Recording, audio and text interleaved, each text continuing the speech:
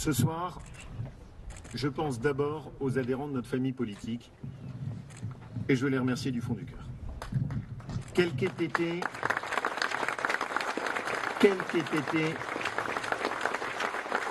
les résultats de ce scrutin, j'ai adoré aller à leur rencontre partout. Dans toute la France, dans tous nos départements, dans toutes nos fédérations. J'ai aimé échanger avec vous, j'ai aimé dialoguer, j'ai aimé écouter, j'ai aimé cela et j'aime notre famille politique. Je partage aussi avec vous cette conviction que la politique est belle quand elle est faite avec passion et quand elle est faite avec énergie. Oui, tout à fait. Écoutez, Laurent... Cette campagne a été digne, elle a été faite avec respect et elle a aussi été faite avec engagement. Je voudrais témoigner d'abord toute ma gratitude à mon équipe. Ils ont été exceptionnels. Et je voudrais vraiment leur dire. J'ai eu la chance inouïe d'avoir dans cette campagne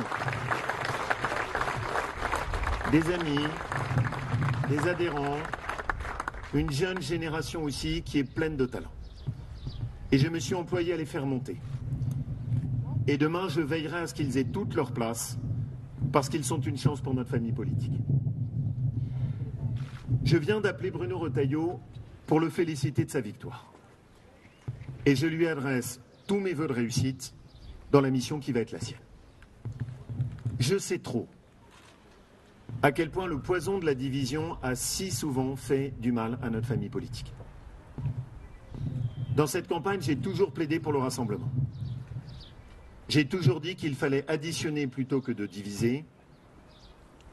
Et je le pense ce soir plus que jamais, évidemment. Il faut faire en sorte que nous soyons unis pour gagner, parce que divisés, nous sommes sûrs de perdre.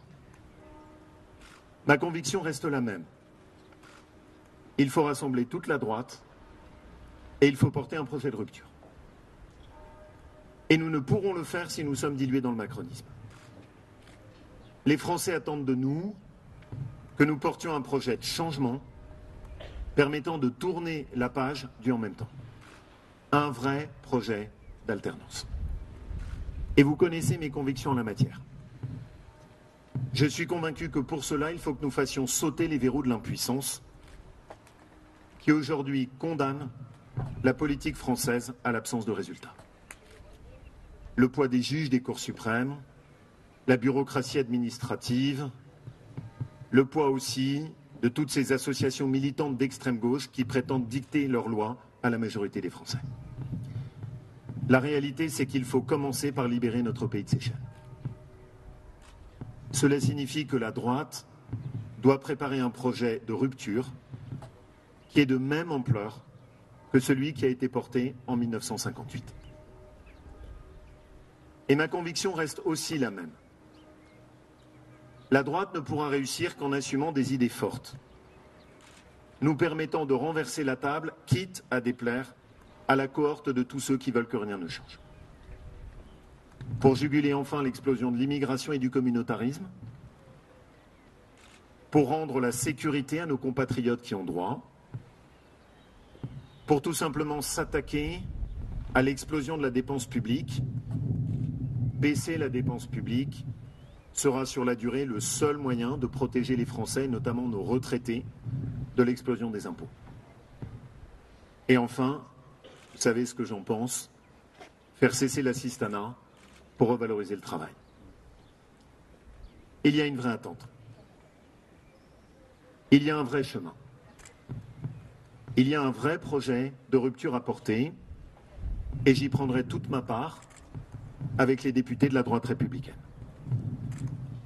Et notre responsabilité n'est pas seulement de reconstruire la droite, notre responsabilité, c'est de porter quelque chose de plus grand que nous, la France. Et notre France, nous devons la libérer de ses chaînes pour que nous puissions retrouver la France que nous aimons. Ce chemin d'espérance, c'est à nous de le porter, tous ensemble, unis et déterminés. Merci à tous. Bravo. Un grand merci à tous.